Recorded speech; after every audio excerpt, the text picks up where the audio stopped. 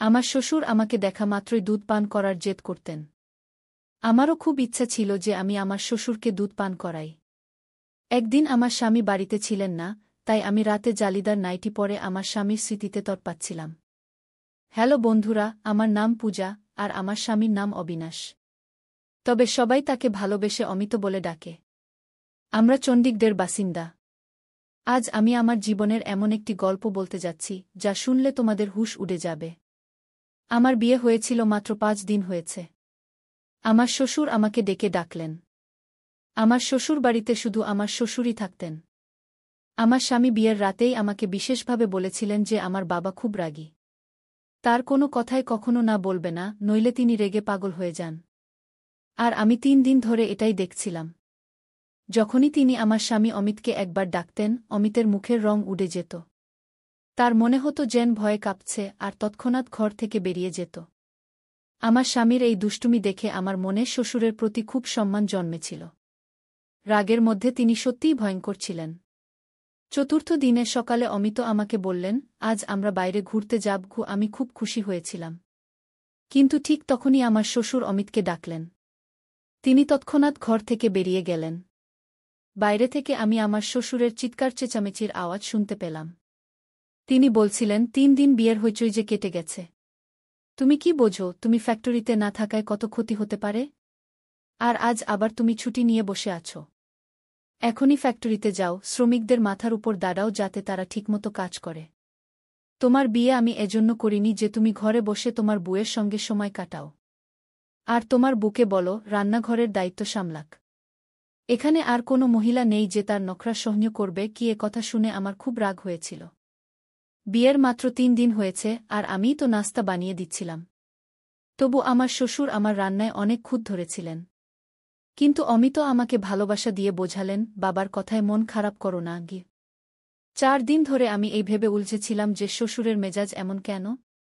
কিন্তু আজ তিনি যে হইচই করলেন, আমি তো ভয়ে কেঁপে গেলাম। অমিত যখন ঘরে ফিরলেন তার মুখ শুকিয়ে গিয়েছিল। তিনি বললেন, মাফ চাই, আমাকে যেতে হবে। আমি বললাম, কোনো ব্যাপার না, কাজ আগে। বাইরে আমরা পরে যাব। আমি কোনো আপত্তি করিনি। অমিত ফ্যাক্টরিতে চলে গেলেন। আমি রান্নাঘরে গিয়ে অনিচ্ছায় বাসন ধোয়া শুরু করলাম। বিয়ের চতুর্থ দিনেই আমাকে খাবার বানাতে হলো, আর বাড়ির সব কাজও আমাকেই করতে হলো। আমার শ্বশুর নিজে নিজেই ঝাড় দিয়েছিলেন, বলেছিলেন, যখন বউ এসেছে তখন সেই পরিষ্কার করবে। আমি পুরো বাড়ি পরিষ্কার করলাম। ক্লান্ত হয়ে যখন নিজের ঘরে বিশ্রাম করতে যাচ্ছিলাম তখন শ্বশুর আমাকে ডাকলেন। তিনি নিজের ঘরে বসেছিলেন। আমি মাথায় ভালোভাবে ওড়না নিয়ে গেলাম, কিন্তু ওড়নাটা রেশমি ছিল। তাই তার ঘরে ঢুকে জিজ্ঞাসা করলাম, জি পাপাজি, কিছু লাগবে? তিনি আমাকে মাথা থেকে পা পর্যন্ত খুব মনোযোগ দিয়ে দেখলেন। তারপর খুব অদ্ভুত ভঙ্গিতে শুকনো ঠোঁটে জিভ বুলিয়ে বললেন, দুধ পান করব। এটা শুনে আমার প্রথমে ওড়নার কথা মনে পড়ল, কারণ আমার বুক থেকে ওড়না সরে গিয়েছিল। আমি তাড়াতাড়ি ওড়না ঠিক করে ঘর থেকে বেরিয়ে এলাম। আমার শ্বশুরের এই আচরণ আমার কাছে অদ্ভুত লাগল। শ্বশুর তো বাবার মতো হয়, আর বাবা কখনো মেয়েদের এভাবে মাথা থেকে পা পর্যন্ত দেখে না। আমি তৎক্ষণাৎ রান্নাঘরে গেলাম। আমার হৃৎপিণ্ড জোরে জোরে ধড়কাচ্ছিল। আমার খুব অস্বস্তি হচ্ছিল। আমি ফ্রিজ খুলে দুধের গ্লাস ভরে ওড়না ভালোভাবে জড়িয়ে শ্বশুরের ঘরে গেলাম। সাইড টেবিলে দুধের গ্লাস রেখে দিলাম। আমি ঘর থেকে বেরিয়ে যাওয়ার আগে শ্বশুর বললেন, একটু আমার কাছে বসো, গল্প করি।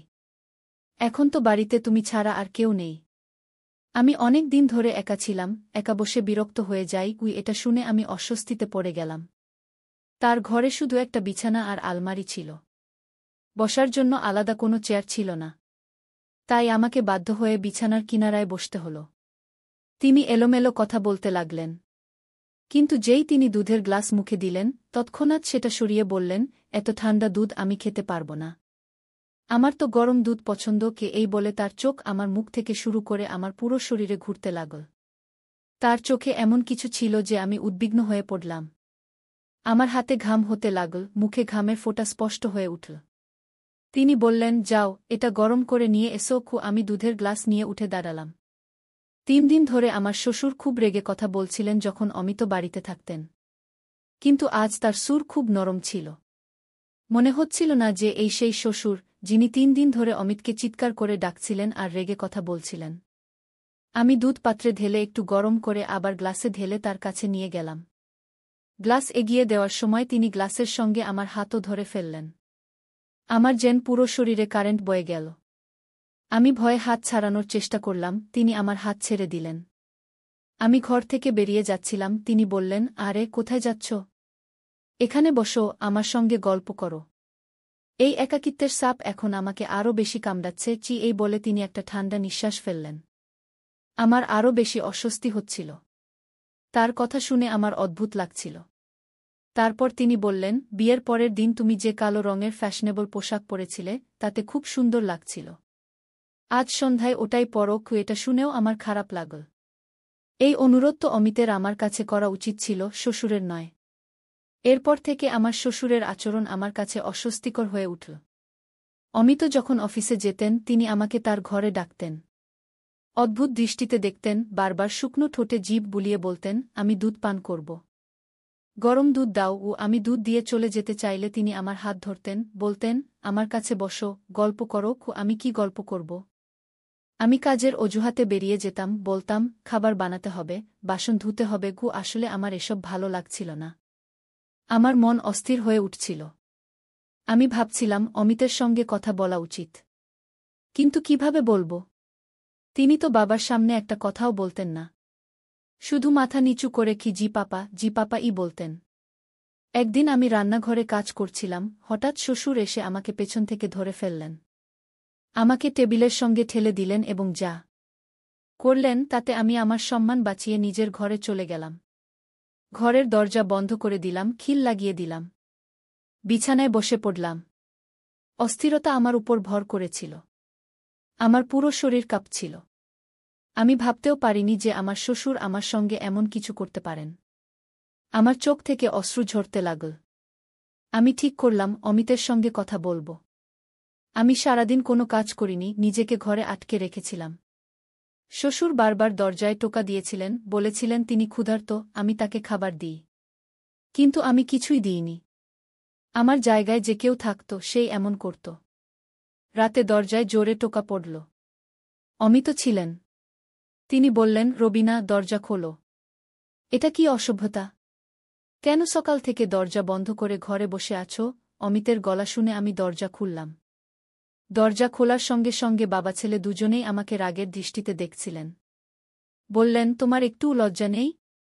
আমার বাবা সকাল থেকে না খেয়ে আছেন, আর তুমি তাকে রুটিও দাওনি। তার ডায়াবেটিস আছে, তার শরীর খারাপ হলে এর দায় কে নেবে? আমি বললাম, আমি তার দায়িত্ব নিতে পারব না। ভালো হয় আপনি অন্য ব্যবস্থা করুন। আমার এই কথায় অমিত রেগে গেলেন। বললেন, এটা কি অসভ্যতা? পেছন থেকে শ্বশুর বললেন, দেখছ, এখনো 7 দিন হয়নি, আর এর রং দেখাতে শুরু করেছে। আমি আগেই জানতাম এই মেয়েরা বিয়ের পর এমনই করে। আলাদা হওয়ার স্বপ্ন আগেই দেখে ফেলে। আমার স্বামী বললেন, আজ তুমি কথা বললে। পূজা, আরেকবার বললে তালাকের কাগজ হাতে দেব। আমি তোমাকে ত্যাগ করব। এটা শুনে আমার মুখের রং উড়ে গেল। আমার বাবার 7 মেয়ে, তিনি গরিব মানুষ। অনেক কষ্টে দেনমোহর জোগাড় করে একে একে মেয়েদের বিয়ে দিচ্ছিলেন। আমার মা আমাকে বিদায়ের সময় বলেছিলেন, কখনো ঝগড়া করে বাড়ি ফিরে আসিস না। স্বামী আর শ্বশুরের সব কথা মানিস, নিজের সংসার গড়ার চেষ্টা করিস। কিন্তু আমার শ্বশুর যা চাইছিলেন তা আমি করতে পারতাম না। তার আচরণ আর অকারণে অপমান দিন দিন বাড়ছিল। তখন অমিত এত রেগেছিলেন যে আমি যদি কিছু বলতাম তিনি আমাকেই মিথ্যাবাদী বলতেন। আমি কোনো উত্তর দিলাম না। চুপচাপ বিছানায় বসে পড়লাম। আমার শ্বশুর বললেন, অমিত, এটাকে শেষবার বোঝাও। এর মাথা ঠিক করো, নইলে আমি এর মায়ের সঙ্গে কথা বলবো, এর বাবাকে বলবো, তোমার মেয়েকে সামলাও। এই বলে তিনি রেগে চলে গেলেন। আমি শ্বশুরের দিকে রাগের দৃষ্টিতে তাকালাম। অমিত বললেন, তোমার সমস্যা কি? তোমার মাথায় কি 10 জনের দায়িত্ব আছে যে তুমি সামলাতে পারছ না? আমার তো একটাই বাবা মা নেই, ভাইবোন নেই। এমন সংসার পেলে মেয়েরা তো চায় যেখানে কোনো দায়িত্ব নেই। আমি বললাম, কাশ আমার শাশুড়ি দেবরনল থাকত, তাহলে আমি যে অবস্থার মধ্যে দিয়ে যাচ্ছি তা হতো না। আমার কথায় তিনি রেগে আমাকে দেখতে লাগলেন। বললেন, কি সমস্যা তৈরি করেছেন আমার বাবা? তোমার মাথায় শুধু দুবেলা রুটি দেওয়ার দায়িত্ব, তাও তোমার কাছে ভারী মনে হচ্ছে। দেখো, বাড়িতে ঝগড়া ফ্যাসাদ করা হয় না। আমি অফিস থেকে ক্লান্ত হয়ে আসি, এসব দেখতে পারি না। আমার শান্তি চাই। আমি শান্তির জন্যই বিয়ে করেছি, ঝগড়া দেখার জন্য নয় গু। আমি বললাম, অমিত, তাহলে তুমি তোমার বাবার বিয়ে দিয়ে দাও। এটা বলার সঙ্গে সঙ্গে অমিত আমার মুখে একটা জোরে থাপ্পড় মারলেন। বললেন, লজ্জা করে না এমন কথা বলতে? আমার বাবার বয়সে বিয়ে হয়? আমার বাবার দুবেলা রুটিও তোমার কাছে এত ভারী হয়ে গেছে যে তুমি রান্না করতেও পারছ না কি? আমি বললাম, তুমি আমার কথা বুঝছ না কি? তিনি বললেন, কি বুঝব? এটা অর্থহীন কথা। আমার বাবার বয়স ৬০ বছর। তার পা কবরে। তিনি ডায়াবেটিস, রক্তচাপের রোগী। আর তুমি চাও এই বয়সে তিনি একজন মহিলার দায়িত্ব নিক? আমি কি বলব? তার বাবা তো তার ছেলের বউয়ের দিকে নজর রেখেছেন। আমি বললাম, তুমি বিয়ে দিয়ে দাও। আমি তোমার বাবা-মাকে দুজনকেই সামলাব। আমার কথায় তিনি অদ্ভুতভাবে হেসে বললেন, আমার বাবার দুবেলা রুটি তুমি বানাতে পারছ না, আর তুমি আমার সৎমাকে সামলাবে? দেখো, এই বাড়ি আর ব্যবসা সব আমার বাবার নামে। যদি কেউ তার স্ত্রী হয়ে আসে, সবকিছু নিয়ে নেবে। আমাকে আর তোমাকে ধাক্কা মেরে বের করে দেবে। তুমি তো জানো, বাবা রেগে গেলে কারো কথা শোনেন না। আমিও চুপচাপ তার কথা শুনি। এখন থেকে বাবার বিয়ের কথা মুখে আনবে না এই বলে তিনি ঘর থেকে বেরিয়ে গেলেন। এখন আমি ভাবতে লাগলাম, আমি কি করব? আমি আমার শ্বশুরের এমন আচরণ আর সহ্য করতে পারছিলাম না। আর চলে গেলে আমার সংসার ভেঙে যেত। আমরা মেয়েরা কত অসহায়। সংসার গড়তে কত কিছু সহ্য করতে হয়। আমি তালাক নিলে আমার আর বিয়ে হতো না। তালাকশুদা হলে আমার ছোট বোনদেরও বিয়ের সম্বন্ধ আসা বন্ধ হয়ে যেত। আমি তরপাতে তরপাতে কাঁদছিলাম। ওড়না দিয়ে চোখের জল মুছছিলাম, হঠাৎ অমিতের গলা শুনলাম। তিনি বললেন, পূজা, বাইরে এসো। তাড়াতাড়ি নাস্তা আর পরোটা বানাও। বাবার বাজারের খাবার হজম হয় না। আমি বাইরে গিয়ে নাস্তা বানালাম আর ঘরে ফিরে এলাম। সেদিন আমি খাওয়াও খাইনি। কিন্তু অমিত একবারও বললেন না, তুমি সারাদিন না খেয়ে আছো, খেয়ে নাও। পুরুষরা কখনো মেয়েদের খোঁজ নেয় না। তাদের শুধু নিজের কাজের কথা মনে থাকে। অমিত এমনই একজন ছিলেন। আমি তারপর থেকে মুখ বন্ধ করে ফেলেছিলাম। অমিত যখন অফিসে চলে যেতেন, শ্বশুর আমাকে ডাকতেন। আমি খুব বাধ্য হয়ে তার ঘরে যেতাম। আমাকে দেখে তিনি অদ্ভুত হাসি হাসতেন। বলতেন, তুমি কি ভেবেছিলে? তোমার রূপের জাদু আমার ছেলের মাথায় চড়ে যাবে, আর সে আমাকে ছেড়ে তোমার জন্য আলাদা বাড়ি নেবে? তোমার চিন্তাভাবনা বদলাও। আমি তার ডানা কেটে রেখেছি। সে চাইলেও কোথাও যেতে পারবে না, তুমিও পারবে না। তাই আমি কোনো ধনী ঘরের মেয়ের সঙ্গে আমার ছেলের বিয়ে দিইনি। কারণ সে আমার ছেলেকে উড়িয়ে নিয়ে যেতে পারত। তোমাকে এনেছি কারণ আমি জানতাম, তোমার বাবার অবস্থা এমন নয় যে সে তোমার সংসার বানানোর পর আবার তোমাকে নিজের বাড়িতে রাখতে পারবে বা আলাদা বাড়ি দিতে পারবে। এখন যদি তুমি চাও তোমার জীবন সহজ হোক, তাহলে আমি যা বলব তুমি তাই করবে। আমি খুব অস্থির হয়ে পড়লাম। তিনি বললেন, যাও, আমার জন্য গরম দুধ নিয়ে এসো। এই শব্দ আমার ভেতরে আগুন জ্বালিয়ে দিল। আমার ইচ্ছা করছিল নিজেকে শেষ করে ফেলি। এমন নোংরা আর অপমানজনক জীবন আমি সহ্য করতে পারছিলাম না। আমি এখন শুধু খাবার তার ঘরে পৌঁছে দিয়ে তৎক্ষণাৎ বেরিয়ে আসতাম। তার কাছে বসতাম না, কথাও বলতাম না। বেশিরভাগ সময় নিজের ঘরে কাটাতাম। একদিন তো সীমা ছাড়িয়ে গেল। আমার শ্বশুর অমিতেরও লজ্জা রাখলেন না। রাতে খেতে খেতে তিনি আমার ফরমাশে বিরিয়ানি বানিয়েছিলাম। বিরিয়ানি খুব ভালো হয়েছিল। খেতে খেতে তিনি বললেন, আজ তুমি আমার মন খুশি করে দিয়েছ। খুব মজার খাবার বানিয়েছ। অমিত এটা শুনে হাসলেন। আমাকে গর্বের দৃষ্টিতে দেখলেন। কিন্তু আমার একটুও খুশি লাগেনি। তারপর শ্বশুর পকেট থেকে ২০০০ টাকা বের করে আমার দিকে এগিয়ে দিয়ে বললেন, এটা নাও, তোমার পুরস্কার। কিন্তু আমি বললাম, আমি আমার কর্তব্য পালন করছি। এটা আমার লাগবে না। আমার প্রত্যাখ্যানে অমিত আমাকে কড়া দৃষ্টিতে দেখলেন। বললেন, বাবা খুশি হয়ে দিচ্ছেন, না করো না। নিয়ে নাও। অনিচ্ছা সত্ত্বেও আমি ২০০০ টাকা নিলাম। আমি বাসন তুলতে উঠলাম। আমি উঠতেই শ্বশুরও উঠে দাঁড়ালেন। আমার দিকে এগিয়ে এসে আমাকে জড়িয়ে ধরলেন আর আমার কপালে চুমু খেলেন। আমি যেন পাথরের মূর্তি হয়ে গেলাম। তিনি বললেন, তোমার এই বদলে যাওয়া রূপে আমি খুব খুশি। এভাবে থাকলে খুব তাড়াতাড়ি আমার মনে জায়গা করে নেবে। এই বলে তিনি নিজের ঘরে চলে গেলেন। আমি অমিতের দিকে তাকালাম, যার মুখে কোনো ভাবান্তর ছিল না। কিন্তু আমার এটা খুব খারাপ লাগল। আমি বললাম, পাপার এটা কি ধরনের আচরণ? আমি তার সত্যিকারের মেয়ে নই। তার উচিত আমার সঙ্গে দূরত্ব রেখে কথা বলা। তার কি অধিকার আছে আমাকে বুকে জড়িয়ে নেওয়ার? ঈশ্বরও তো বলেছেন একটা বয়সের পর বাবা মেয়ের মধ্যেও দূরত্ব রাখতে হয়। আমার কথায় অমিত ভীষণ রেগে গেলেন। বললেন, তুমি এত ছোট মনের হতে পারো আমি ভাবিনি। আমার বাবা তোমাকে মেয়ে মনে করেন। তিনি তোমাকে একটু ছুঁয়েছেন, তোমার মাথায় হাত দিয়েছেন। তুমি অদ্ভুত মেয়ে। বাবার মনে জায়গা করার বদলে তুমি সবকিছুতে আপত্তি করো। তিনি নিচু স্বরে আমাকে কড়া দৃষ্টিতে বললেন, শুক্রিয়া করো যে বাবা এই কথাগুলো শোনেননি। নইলে বড় সমস্যা হয়ে যেতই। তিনি আমাকে শেষবারের মতো সাবধান করে বললেন, পূজা, বাবার সঙ্গে তোমার আচরণ ঠিক করো। আমি কাঁদতে লাগলাম। বললাম, অমিত, আমার সহ্যের সীমা শেষ হয়ে গেছে। আমাকে বিষ এনে দাও, নইলে তোমার বাবার বিয়ে দিয়ে দাও। এই বলে আমি ঘরে চলে গেলাম। কিছুক্ষণ পর দরজার বেল বাজল। তারপর হইচইয়ের শব্দ শুনলাম। আমি ঘর থেকে বেরিয়ে দেখলাম আমার এক দেবরও আছে। সে সৌদি আরবে পড়াশোনা করতে গিয়েছিল এবং তার স্ত্রী জয়ার সঙ্গে ফিরে এসেছে। সে সেখানেই বিয়ে করেছিল। আমার শ্বশুর তার বিয়েতে রেগেছিলেন, তাই তাকে বাড়িতে আসতে দেওয়া হয়নি। আমরা জানতামই না যে অমিতের একটা ভাই আছে। আমি তাদের দুজনকে দেখে অবাক হয়ে গেলাম। শ্বশুর তখনও রেগে দাঁড়িয়েছিলেন। বললেন, তোর ইচ্ছেম তো বিয়ে করেছিস, তাহলে এখানে ফিরে এলি কেন?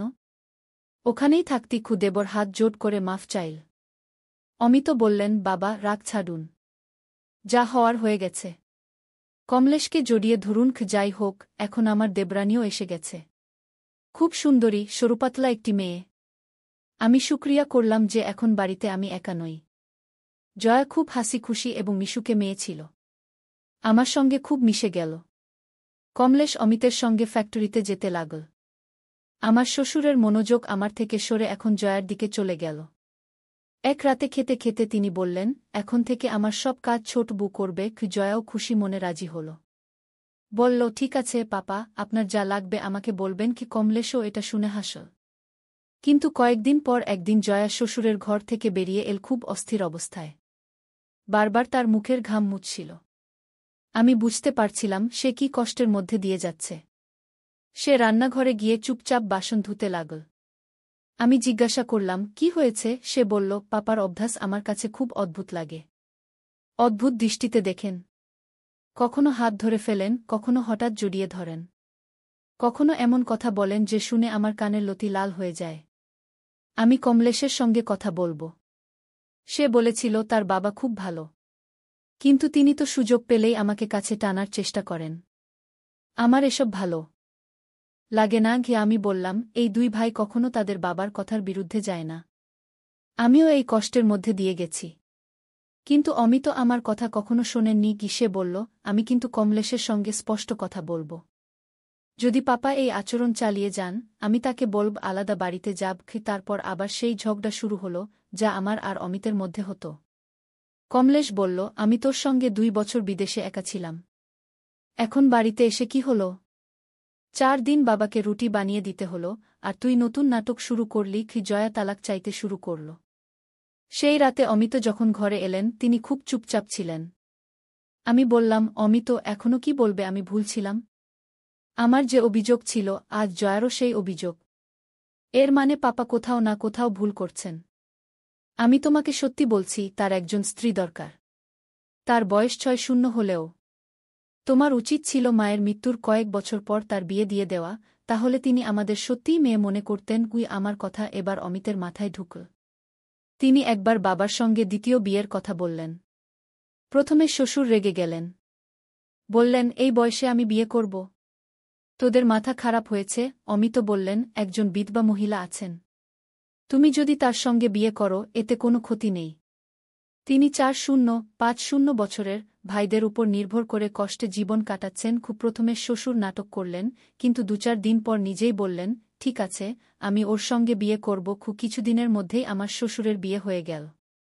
এর ফলে বাড়ির পরিবেশ অনেকটা ভালো হয়ে গেল। অমিত নিজেই আমাকে বললেন, তুমি ঠিক বলেছিলে। বাবার একজন স্ত্রী দরকার ছিল। আমার নতুন শাশুড়ি শ্বশুরের খুব যত্ন নিতেন। এখন শ্বশুর আমাদের দিকে অযথা তাকাতেন না। আমাদের সমাজে এটা খুব সাধারণ হয়ে গেছে যে বাবার বয়স বেশি হলে সন্তানরা তার দ্বিতীয় বিয়ে মেনে নিতে চায় না। আর এর ফলে নতুন বউদের এমন সমস্যার মুখোমুখি হতে হয়, যেমন আমি আর জয়াকে হতে হয়েছিল। বন্ধুরা, গল্পটি কেমন লাগল? মন্তব্য করে জানাও।